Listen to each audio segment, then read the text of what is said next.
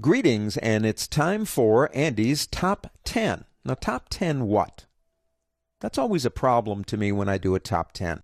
They're my top 10, not yours. I guarantee you, as you go through this program, if you would even do something like this, you're going to have features that you really absolutely fall in love with and would be in your top 10 based on your workflow. Here's the spirit of what I'm doing here. My goal for this entire class and series is going from simple to complex, starting with simple shapes and making them more complex. So the spirit of these top 10 fall into the category of helping us go from simple to complex. And with that said, you guys ready? Let's go. Number 1. Let's begin with something that's totally brand new. Custom toolbars. You got a lot of stuff over here. You're not always using it. Why not have a toolbar that only has the tools you need for the job that you're doing at that moment? Go up to the word Window on the pull-down menu and go down to Tools and select Custom. Now, begin dragging over the tools that you need to get the job done, and then collapse this one and replace it with that one. We'll talk more about it later, but custom toolbars is my number 1. Number 2. Pathfinder options. I love these things. I've been using them for years and years and years. Talk about taking simple objects and making them into things that are more complex.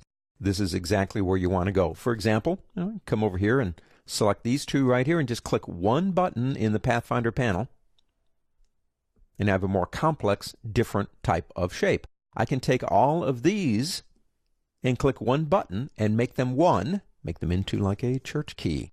Now we're going to get into more detail on Pathfinder options, but that's my number 2. Number 3 is called the Width tool. Now the Width tool will take things like a stroke. It's right up here. Kind of looks like a little flower, doesn't it? Select it, come down here, and just click and drag. And what you can do with this tool is take a stroke and turn it into a stroke with multiple widths. You can then convert that into an object and do anything you want with it. The Width tool, that's my number 3. Number 4, new features for our guides out of the rulers. Now we know how to use these things. Come over here, you drag one out. But you can now double click to actually instantly make guides, and if you come up to this corner point, I call that the Genesis point, you can actually drag down 2 guides at a time if you want to. And we'll get into more on those later. But new features, number 4, the ruler guides. Number 5, an oldie but a goldie, duplicate the last function. So if I come over here and I hold down the Alt, that's the Option key on a Mac, and make a copy of this one, say right about there, but I want some more, if I press Control D, that's Command D on a Mac, Control D in Windows, I can duplicate the last thing that I did. If I take this guy right here, let's do something a little bit different. If I come over here and pick up my Rotate tool, we'll get more into this later, and I come down to about here,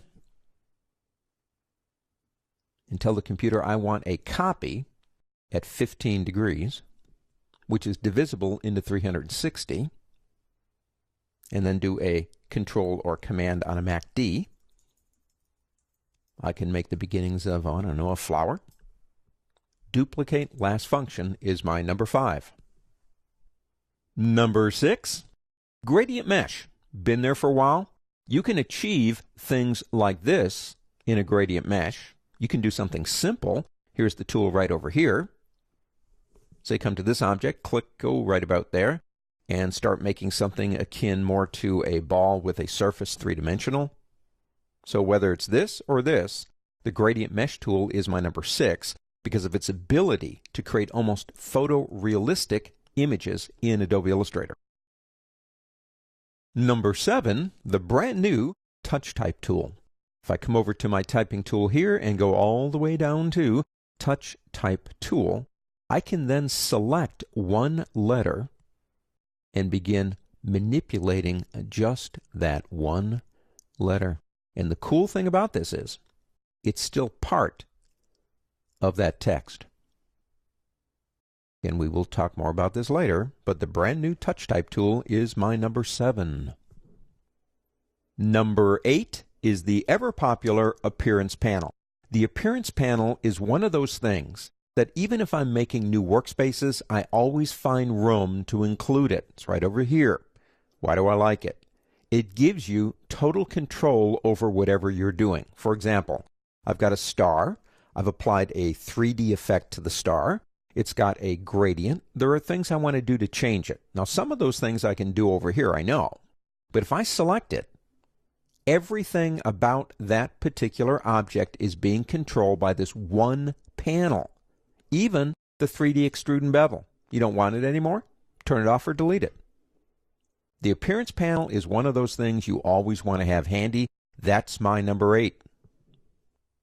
My number 9, Image Trace. Now, for you old-timers out there like myself, it used to be called Live Trace. It's Image Trace. You have a photograph, something like this.